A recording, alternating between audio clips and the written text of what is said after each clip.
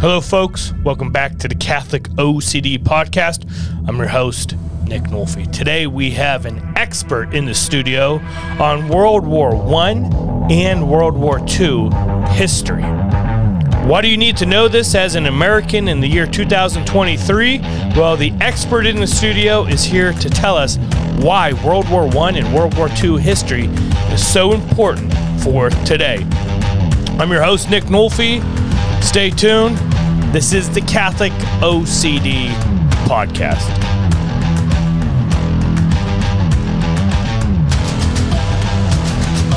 All right.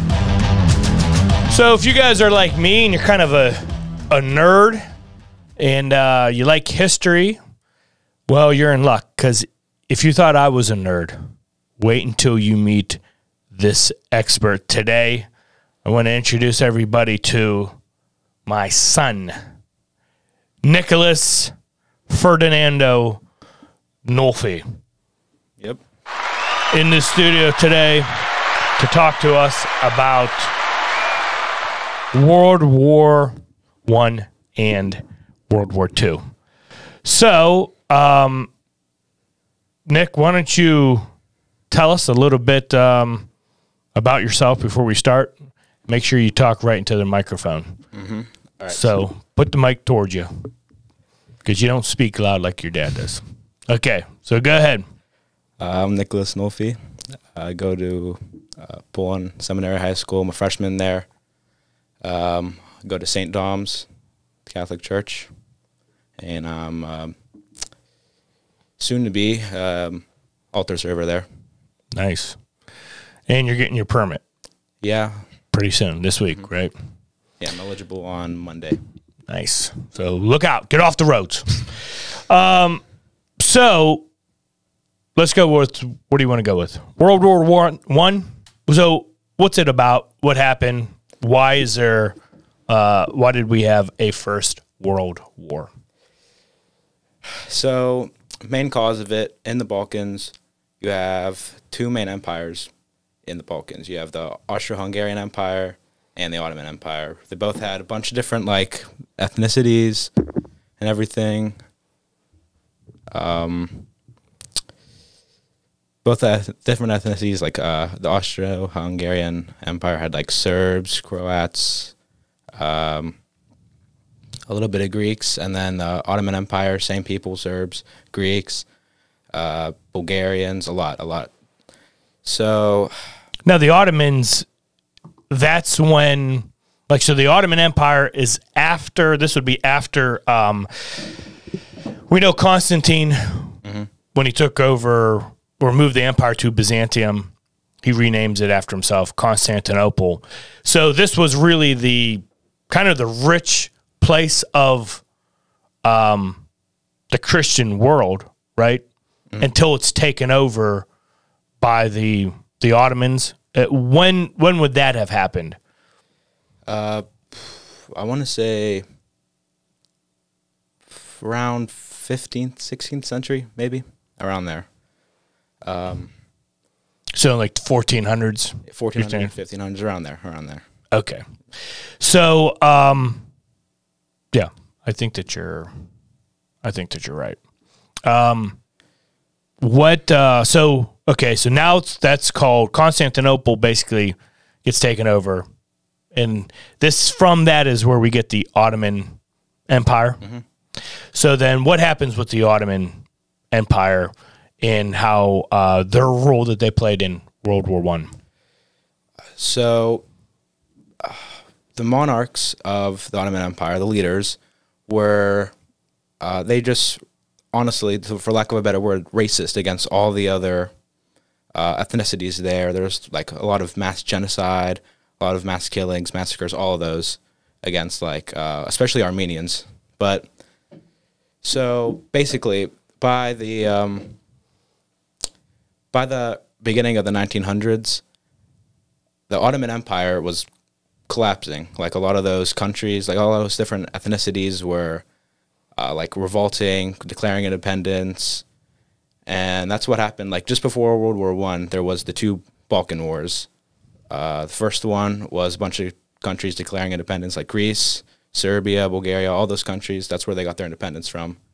Then after that, they basically pushed the Ottomans out of the Balkans almost entirely, pushing them all the way back till what was then Istanbul or Constantinople, you know. Yeah. So basically what happened after that is those people, those Serbs especially in the Austro-Hungarian Empire, they saw these people like revolting, all those. They saw how they got their independence, so they wanted to try to do that. The thing is, because the Austrian-Hungarian Empire was like way more modern than the Ottomans. So what happened, so those revolts failed, and, well, so that just caused tensions to rise. That caused a lot of unhappy other, like, civilians and all that. So what happens, I believe it was June of 1914, is when a Serbian terrorist group, I think it was, I don't know the exact name, I think it was called the Black Hand or something like that. Maybe. Like the Mafia? It was, the Mafia is like the Black Hand. Oh, there's something else. I forgot what it was called, but it was... La Mano Nero.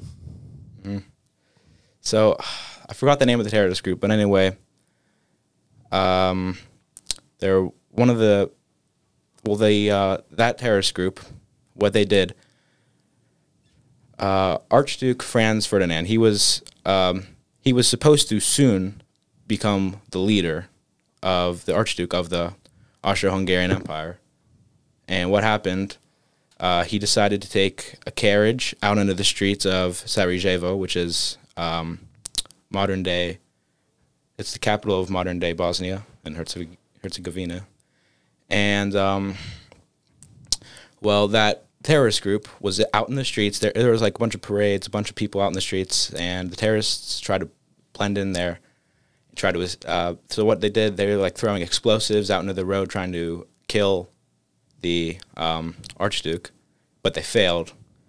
So what happened eventually, this is kind of the decision that caused the war.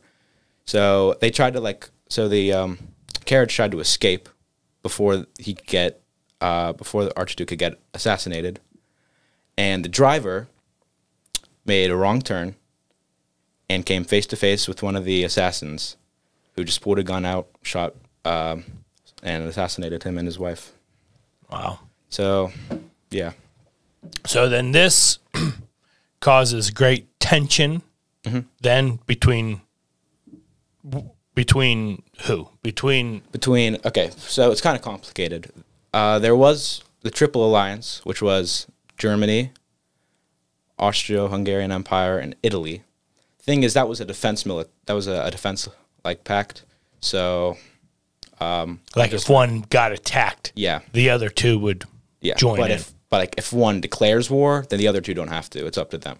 Okay. So basically, Austria said they went to Germany. We're just like, hey, we're gonna, if it's okay with you, we're gonna declare war on Serbia now because of the assassination. And so the German Empire, which at the time was the greatest military power in the world, was like, yeah, they were all for it, right? So then Austria-Hungary, they sent a bunch of like ultimatums, demands to Serbia. Obviously, they were like impossible demands, so Serbia said no. And then, so this is where it all started. So in, I think, the end of July of 1914, Austria-Hungary declared war on Serbia, and the Russian Empire, because they were all like Serbia, most of the Balkans and the Russian Empire were all Orthodox. The Russian Empire promised to protect all of the Orthodox, all of the Slavs that were in the Balkans. So Austria-Hungary declares war on Serbia. Russia declares war on Austria-Hungary. Germany declares war on Russia and Serbia because they're really good allies with Austria-Hungary. Then France decided to go to war with Germany because they were good friends with Russia, and the UK and France were good allies, and then the UK hopped in. So yeah, and then that's how, and then just total war from there. Yeah. Now, when did this end? How did it get resolved? So, like a year before the war ended in 1917, that's when the Russian Revolution happened. So Russia just left, and they left the war. So now Germany had to only focus on one front, which was the Western Front. So they were, so that's how they tried to take over a bunch of like land, and they were succeeding. But the Ottomans who a little bit like in the middle of the war joined the Central Powers like Germany, Austria. They joined them, and they were getting completely pushed out. So the Ottomans at this point, they surrendered. Like in 1918, middle of 1918, they surrendered. Then Bulgaria, which decided to join the Central Powers too, they surrendered. Then Austria-Hungary surrendered because they were just getting pushed. Because remember, in 1917, that's when the U.S. joined the war. So they all surrendered. It was basically Germany versus everybody else, and obviously it was difficult for them. And I believe it was November 11th, 1918, the armistice was called and the war was over. Germany surrendered. Now, how much of an influence did America play in the First World War, like joining? Well, they didn't have as big of an influence as they did in World War II, because World War I, they were only in the war for like a year, because the war started 1914, ended 1918, and they joined in 1917. And they sent, I believe, 400,000 troops, which honestly wasn't that much compared to everybody else in Europe. So, but they also were like the big economic power at the time. They had the most money. They had all the good supplies. Yeah. And, yeah. We live in big. We live large. So the war ends in 1918? Yeah. Okay. So then you kind of have how many years of peace until you get to the 1941? 1939. 1939. So a little bit over 20 years, basically. Now, what would have Hitler's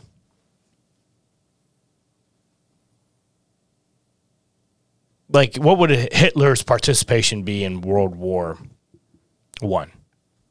Just like basically a common foot soldier, or well, he was a very patriotic German. Like he was born in Austria, he was raised in Austria. His dad was a very pro-Austrian man, and because Hitler kind of hated his father, he just got really big into German nationalism. So when the war broke out, he was a young adult. He moved to Germany, and basically what happened, he enlisted in the military. And he was actually, I believe he was given the Iron Cross, which is like a really high military award for Germans. He actually had a lot of close calls. There's actually one story, I don't know if you heard this. So his entire military division was captured or dead. And so there was a bunch of gas attacks, a bunch of explosives. So Hitler was the only one there. He had a really injured leg. He's just limping. And there was I don't know if it was a British soldier or someone else, just holding a rifle right there at his face. And he saw Hitler injured, just couldn't help himself. And he let him go. Yeah, let him go. I did hear that. So, all right. So what happens 1939? So by 1939, Hitler had already violated the Treaty of Versailles, which was the peace treaty from World War I. So he was militarizing way more than the treaty said he was supposed to. At this point, he already annexed Austria and invaded Czechoslovakia, took that over as well. So September 1st, 1939, I believe, was... So you're saying he hated Austria just because he hated his dad? Well, he didn't really hate the country of Austria. He just liked Germany way more than he liked Austria. Yeah. The reason he annexed... Learn that lesson. If you hate your dad, you'll go on to kill millions of Jews. And it's not good. So go ahead. So, the reason he annexed Austria was not because it wasn't because he hated Austria. It's because his dream was to unite all German countries, all German people into one massive nation. And so what happened, September 1939, he lines up a bunch of troops along the Polish border. And Poland was formed, like after World War I, Poland was formed and split Germany in two. They took a lot of the land and split Germany into two pieces. So what Hitler did, he demanded the Polish corridor, which was that little piece of land that split Poland in two. And Poland said no because the UK and France said that they would support Poland in case of invasion. So Poland said no, and then Hitler invaded. That was the beginning of World War II. Yeah. Did you know that they, I think it's at that time where, before he was Pope John Paul II, you know, because Hitler attacked a lot, like during the war, like they attacked a lot of like seminaries, and they really weren't as, you know, that friendly towards religion or Catholic Church. And Pope John Paul II was Polish. So when they actually came into his room, they said he laid down on the other side of the bed, like to the side of the bed in the shape of a cross. And soldiers came in, they didn't see anybody, and they walked out. This is when he was a young man. And then so years later, he would go on to become Pope. But so Hitler invades Poland, and then what happened next? So after he invaded Poland, it only took him 1 month, I think, like a month and a half to completely take over. But like a few days after his troops entered Poland, the United Kingdom and France declared war on Germany. And, well, the thing is, they didn't do anything. Especially France.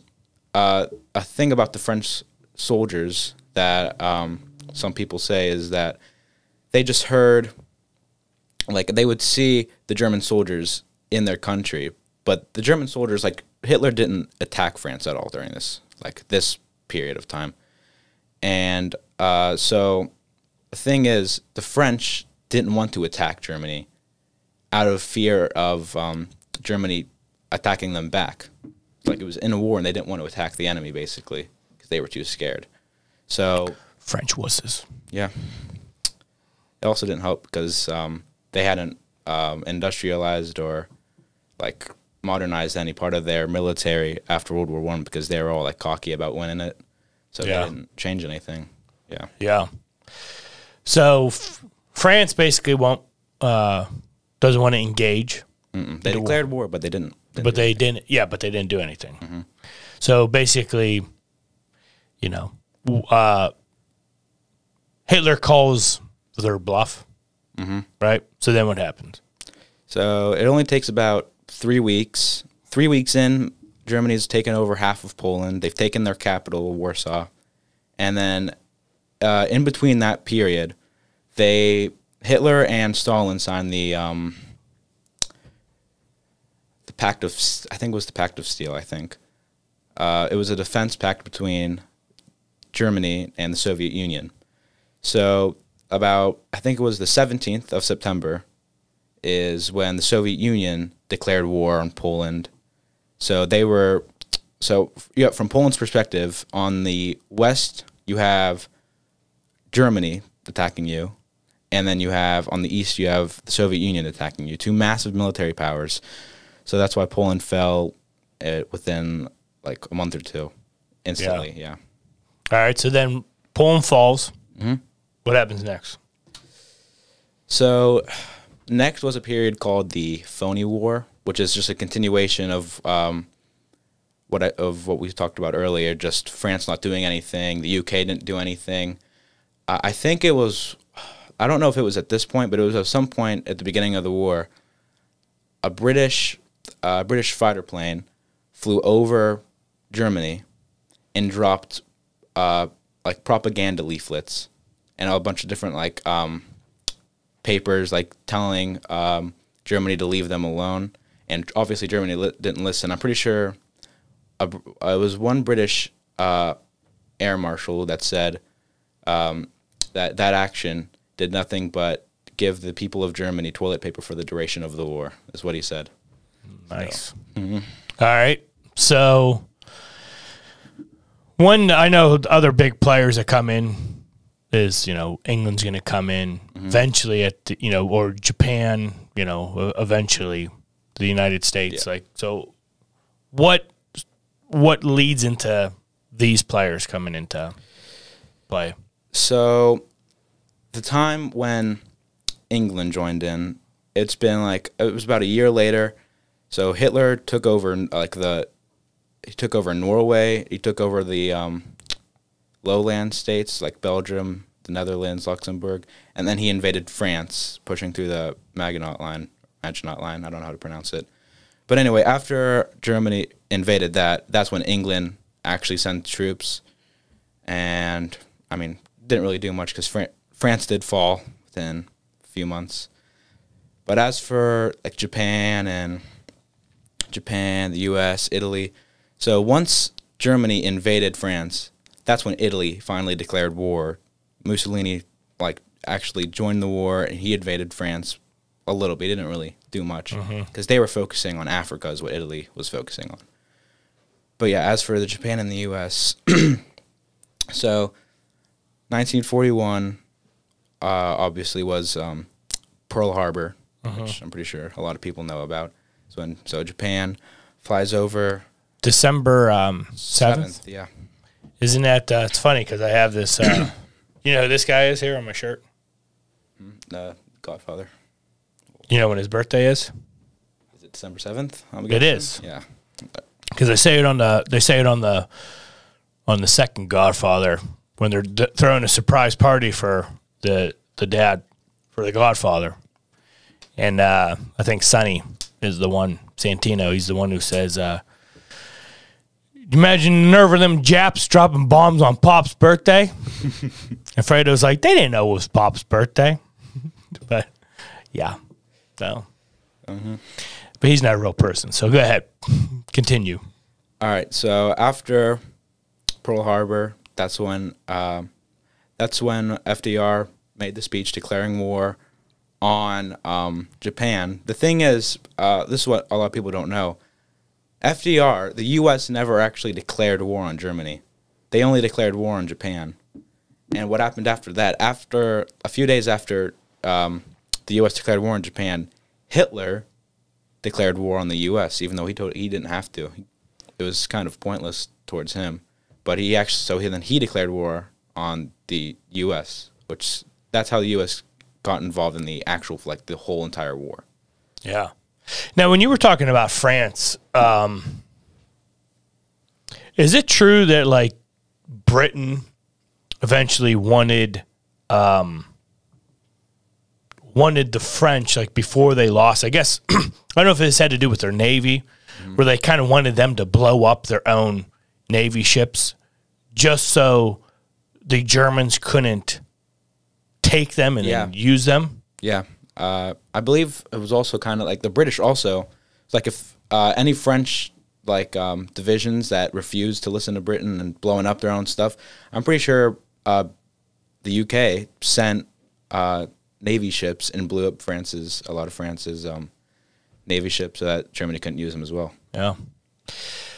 So speaking of Britain, okay, what do you have to say about, we know you start off with the Prime Minister of Chamberlain, and then you're going to get into Winston Churchill. What can you say about those two guys? So both of them, I'm pretty sure both of them were the same party. Thing is, I think it was the Conservative Party, I'm pretty sure, but most of the party, not counting Winston Churchill, wanted to engage peace talks with Hitler because they just wanted to stop the war now. They just wanted peace in Europe. But so once France was about to fall, Chamberlain resigned out of like shame. So a lot of people hated him for that. That just made him really unpopular. And next in line was Churchill. Churchill's what his goal was, he wanted to wage war at all costs. He wanted to keep fighting until victory. He was against the peace talks. That's why a lot of people actually didn't like him at first. Now, when you say he was next in line, like, is that not a position that you get voted? Or is that just a point? So, like, do you know why, like, or did it have to be that he had to be the next guy? Or is it because basically, like, okay, if a Democratic, let's say a Democrat wins the presidency, if he were to resign, that the vice president, or if, like, he were to get shot, like, the vice president automatically moves up? Was it something like that because they were from the same party, which I guess would make sense then? No, because the prime minister, like, there was no, like, vice prime minister or anything like that. It was just, I'm pretty sure the prime minister is the leader of the House of Commons. I don't know if it's House of Commons or the other part of the legislature, but so the House of, like, that part of the representatives, the House of Commons, they're voted in. The party is elected into that. But the leader of it, the prime minister, is appointed by, I'm pretty sure that they are appointed in by the king. Okay. I think. Did you know that, I think it's still the case today, like, you can't be prime minister unless you're part of the Church of England? Really? Like, you can't be, like, Catholic and be prime minister. You can't be Catholic and be part of the royal family. Like, you have to be part of the Church of England. It's still kind of like that theocracy thing.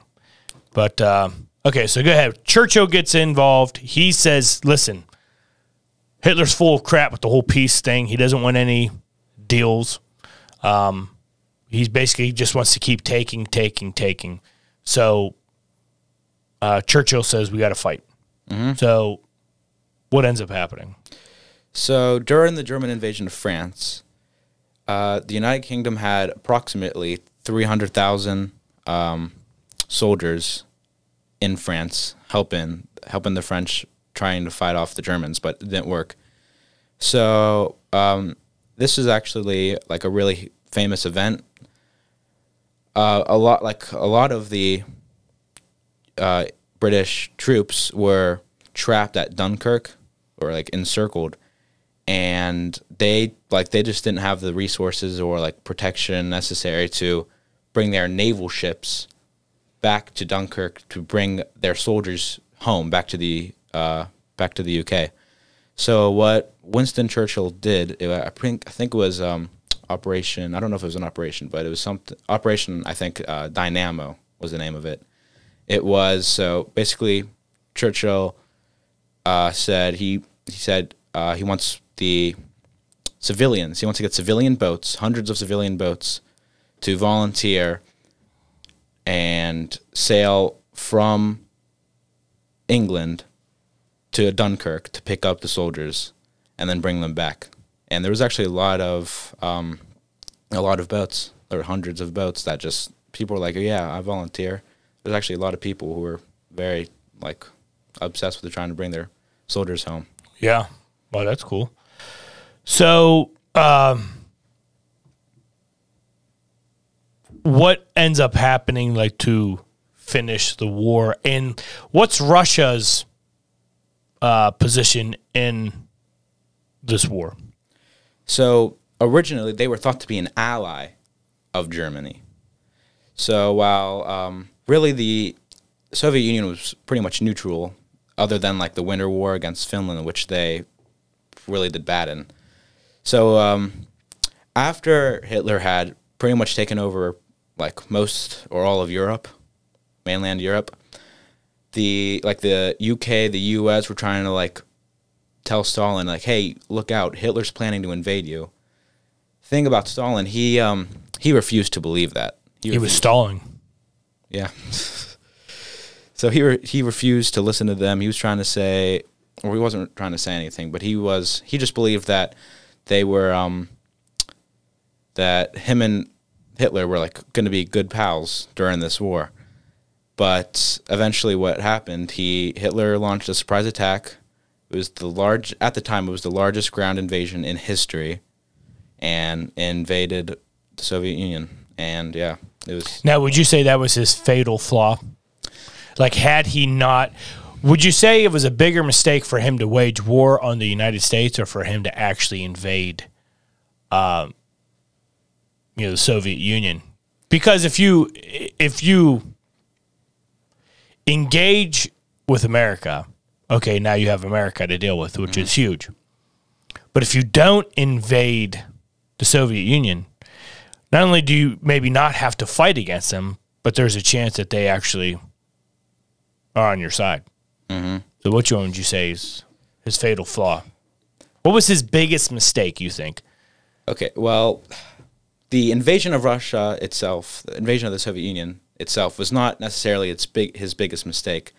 So as he invaded the Soviet Union, he was mere miles away from Moscow, the capital. He was about to, like, if he takes it, the war's over, basically. Because if he takes over the Soviet Union, he owns like a large part of, he would own like almost all of Europe, and now a huge portion of Asia. He'd have one of the biggest empires in history.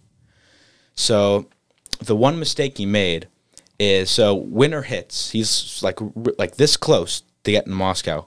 One winter hits, and the Russian winter is just terrible. It's terrible. Yeah. I've seen Rocky IV.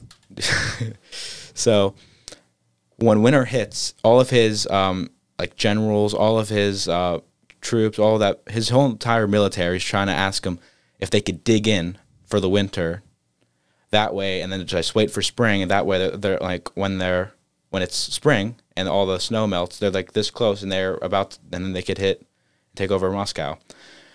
This is Hitler's fatal decision, was refusing that. That was his fatal. He just told him to keep fighting, and that's how when he told them to keep fighting and not to dig in, they got pushed back greatly, like just from people dying from the cold. It was so cold that oil was freezing inside of their tanks.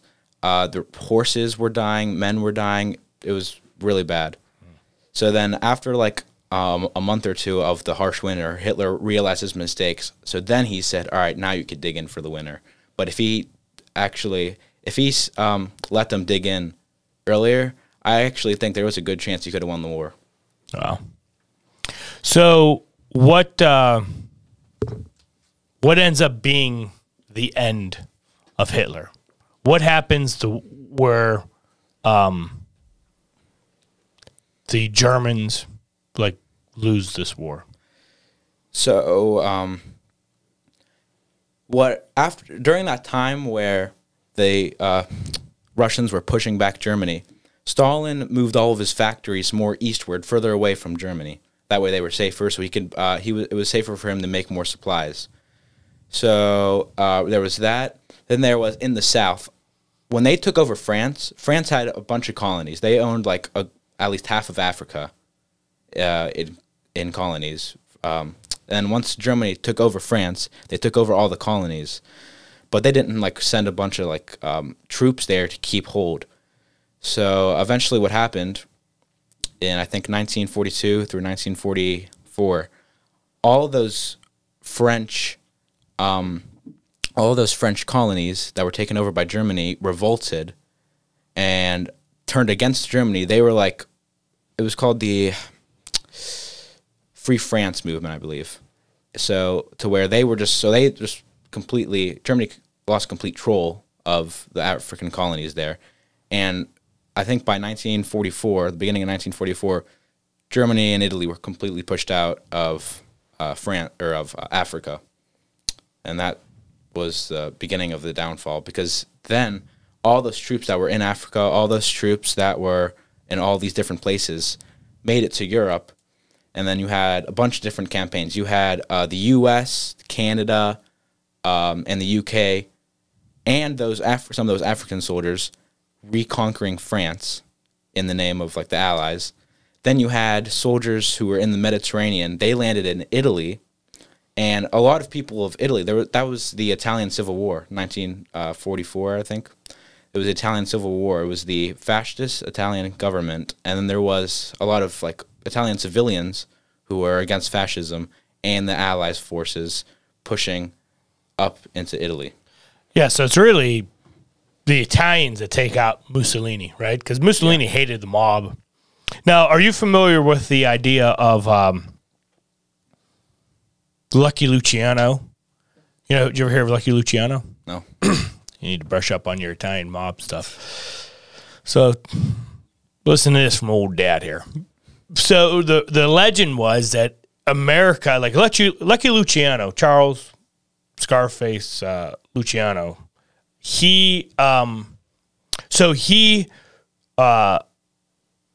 no, he's not Scarface. But anyways, he wants to, he's busted by America for, you know, being in the mob and everything like that.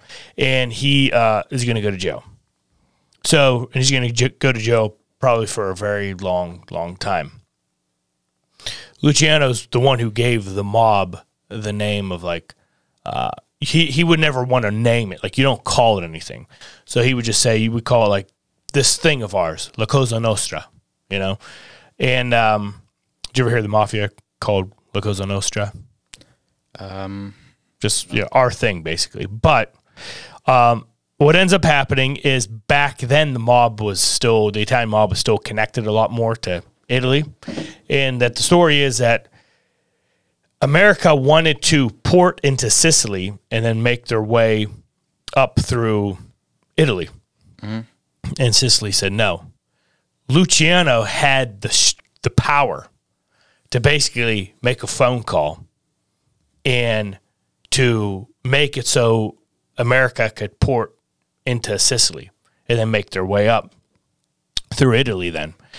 So what they told him is that if you do this, that you don't have to go to jail, but you have to leave the country.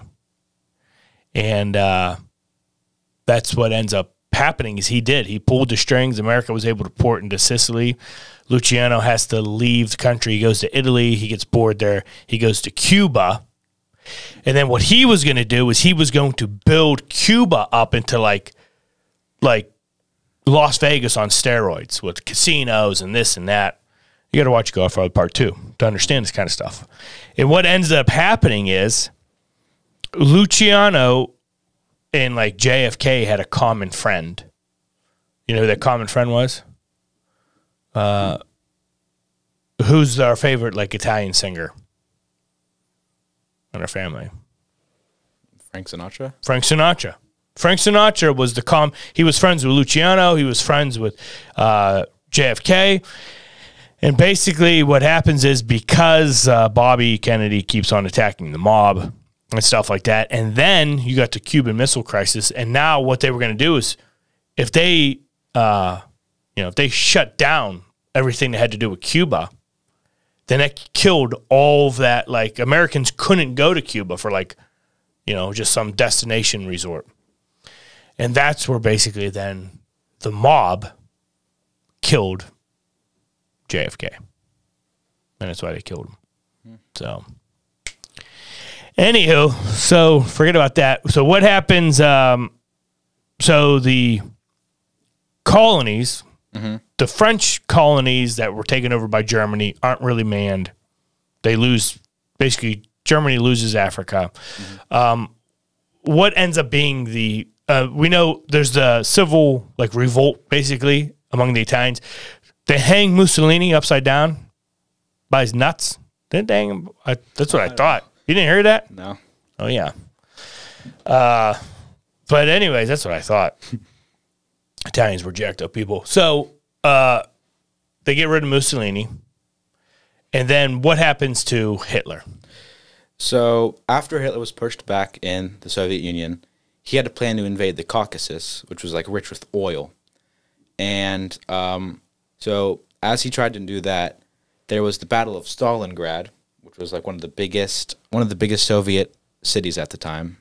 I think it still is. And after like a lot of battling there, the Soviets won, and that just collapsed the Germans' entire front of that section. So they were pushed out of the Caucasus. They lost millions of soldiers. And so you had on the west, you had the Allies, and on the east, you had the Soviet Union.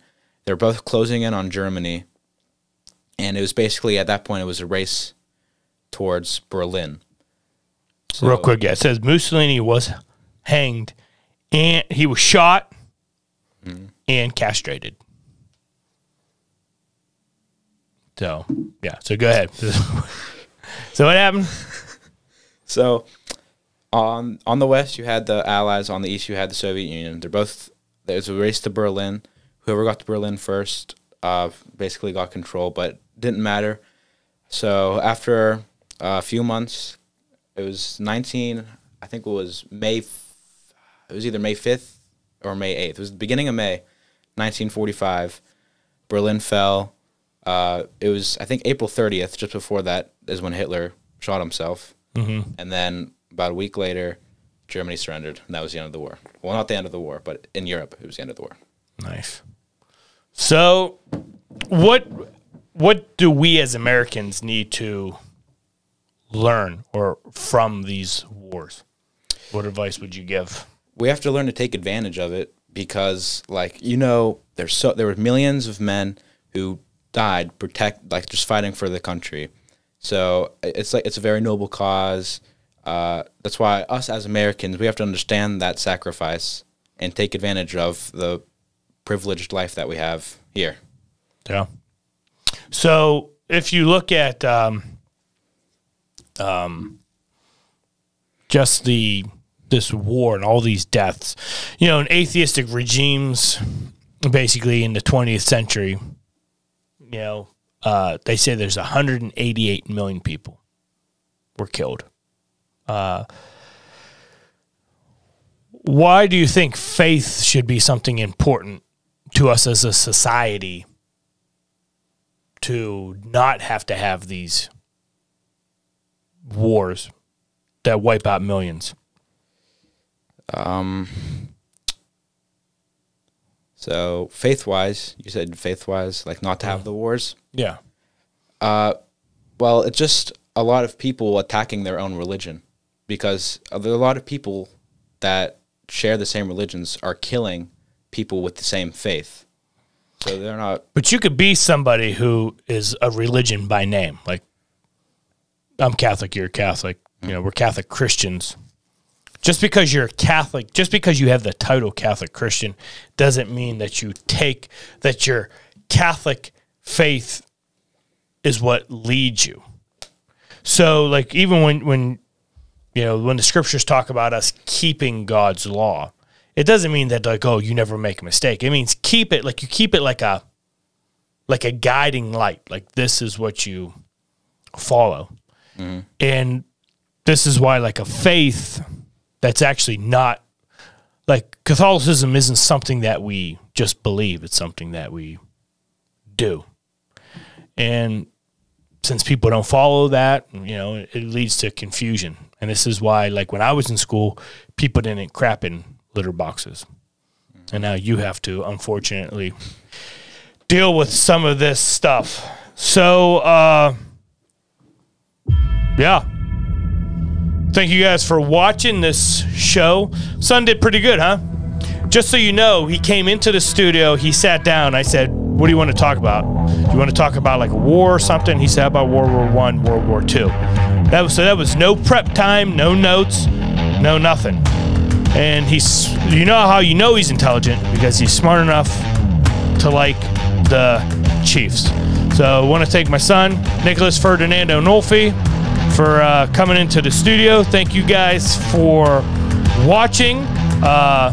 Be sure to like and subscribe to this stuff. And see you guys next time. Peace.